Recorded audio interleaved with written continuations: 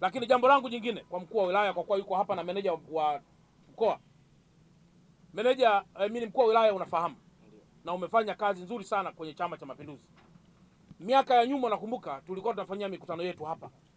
Sasa mimi nikuagize wewe mkuu wa wilaya kwamba tunataka ile asili ya mikutano ya Jangwani yenye vibe ile irudi tena hapa.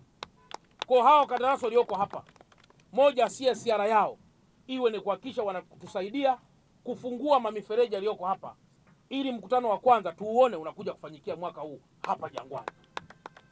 Kwa hiyo meneja wa TANROADS mtasaidiana vizuri sana na mkuu wa wilaya na viongozi na wale mainjinia walioko kwenye ofisi ya mkuu wa mkoa, tuone namna ya kuanza kufungua uwanja wetu huu uanze kutumika kwa ajili ya mikutano.